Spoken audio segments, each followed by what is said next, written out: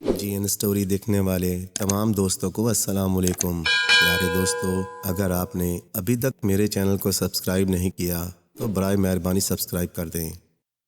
پیارے دوستو، ہندوستان میں ایک چھوٹی سی مسلم ریاست تھی۔ احمد کمال اس ریاست کی فوج کے سپہ سالار تھے۔ وہ نہایت چاق و چوبند اور نڈر انسان تھا۔ وہ میدان جنگ میں ہوتا تو دشمنوں کے چھکے چھڑا دیتا تھا۔ وہ سب سے اخلاق سے پیش آتا تھا، لیکن وہ بے حد کنجوس تھا۔ پائی پائی پر اس کی نظر رہتی تھی۔ وہ اچھے کاموں پر بھی اپنی دولت خرچ نہیں کرتا تھا۔ ایک مہینہ پہلے جنگ میں اس نے اپنی جان بازی کے جوہر دکھائے اور دشمن کو شکست فاش دی۔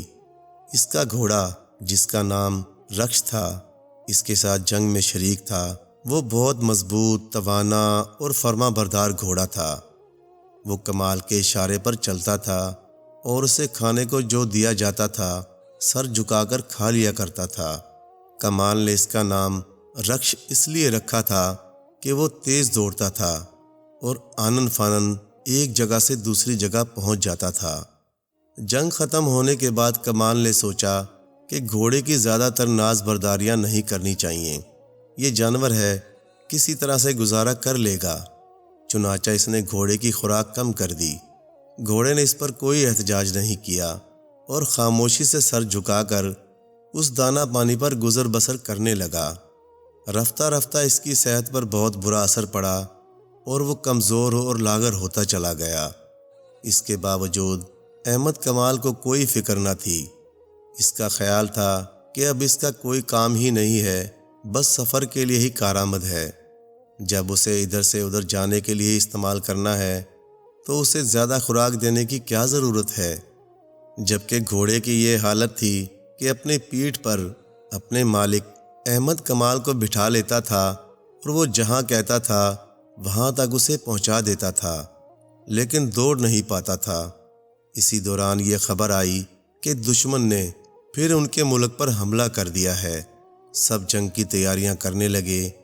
بادشاہ نے سپہ سالار احمد کمال کو حکم دیا کہ دشمن کی فوجوں کو ملک کی سرحد سے باہر ہی روکا جائے اور اس کا مقابلہ کیا جائے۔ احمد کمال میدان جنگ کی طرف چل پڑا۔ یہ محسوس کر کے اسے کوفت ہو رہی تھی کہ اس کے گھوڑے رشک کی رفتار سست ہے، وہ کمزوری کا شکار ہے۔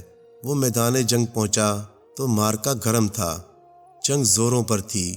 احمد کمال کو اپنی فوج کی تربیت دینے اور دشمن سے مقابلہ کرنے کی حکمت عملی طے کرنا تھی۔ کس کو کدھر سے حملہ کرنا ہے، کس دستے کو پیچھے رہ کر فوج کی حفاظت کرنی ہے۔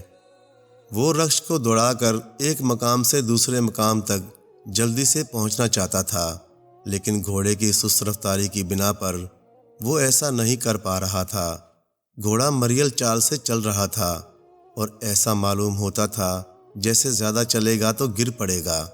لڑائی ایک ہی روز میں ختم ہو گئی اور شہر کے ایک بڑے حصے پر دشمن فوج کا قبضہ ہو گیا، اس لیے کہ احمد کمال کی فوج جم کر نہ لڑ سکی اور اس نے اپنی حکمت عملی صحیح طور پر ترتیب نہیں دی تھی۔ فوج کے بہت سے سپاہی گرفتار ہو گئے۔ شام کو جب احمد کمال تھکا ہارا اپنے گھر کی طرف جا رہا تھا تو اس کے چہرے پر ندامت اور پشیمانی تھی۔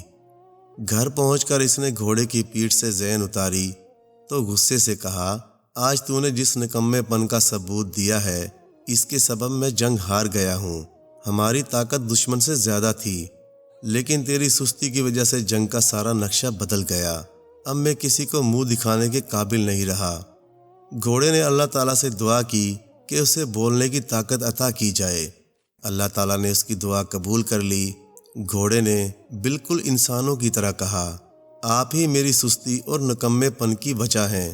پچھلی جنگ تک آپ نے مجھے خوب اچھا دانہ پانی دیا اور ایک سائز سے میری مالش پابندی سے کرائی، جس سے میرا جسم توانا رہا۔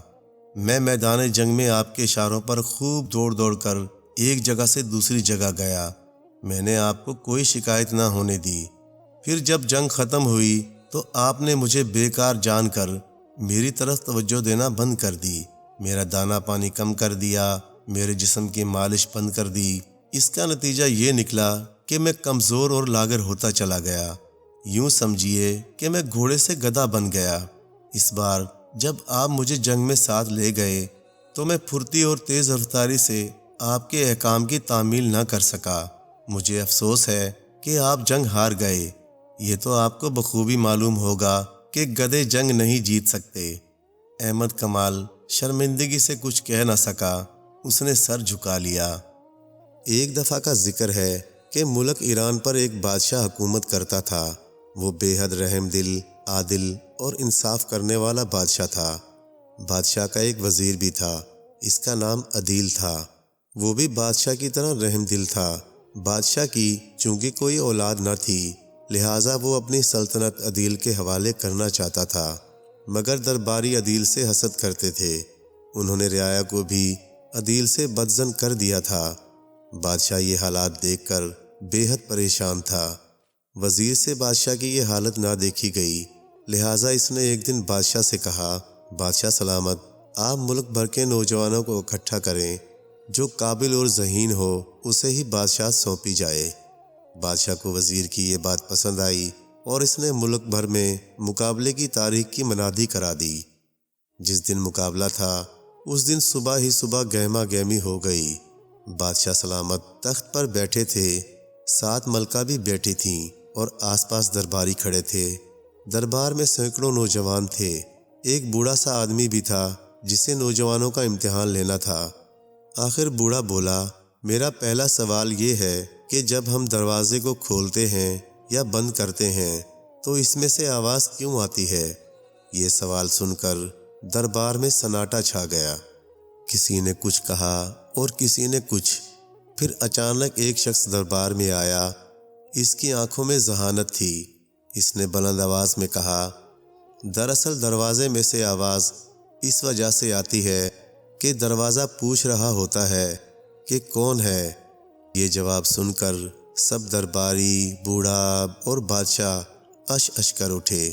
بوڑھا اس شخص کی طرف متوجہ ہوا اور پھر بولا، تم سے میرا سوال ہے کہ زمین کا درمیانی حصہ کون سا ہے؟ یہ سن کر وہ شخص بولا، جہاں میں کھڑا ہوں یہی درمیان ہے، اگر نہیں ہے تو ثابت کرو۔ بوڑھا پھر بولا، تمہارے سر پر کتنے بال ہیں؟ وہ شخص بولا، 3,20,04,340۔ نہیں یقین تو گن لو۔ یہ سن کر بوڑھا لاجواب ہو گیا اور بادشاہ سے بولا، بادشاہ سلامت، یہ شخص ہی بادشاہت کے لائق ہے۔ اس جیسا ذہین آپ کو ایران میں نہیں ملے گا۔ بادشاہ بھی اس شخص سے بے حد خوش تھا۔ وہ اس شخص کو مخاطب کر کے بولا، نوجوان، تمہارا نام کیا ہے؟ وہ شخص بولا، بادشاہ سلامت، میرا نام عدیل ہے۔ یہ کہہ کر اس شخص نے اپنی نکلی مونچھیں اور ماسک ہٹا لیا۔ یہ دیکھ کر تمام درباریوں کو سانپ سونگھ گیا۔ رعایا پھر سے وزیر سے محبت کرنے لگی اور بادشاہ کی وفات کے بعد اسے بادشاہ تسلیم کر لیا۔ پیارے دوستو، کہانی اچھی لگے تو لائک کریں، شیئر کریں اور مزید اسی طرح کی قصے کہانیاں دیکھنے کے لیے دیکھتے رہیں جی این اسٹوری ٹی وی۔ جزاک اللہ۔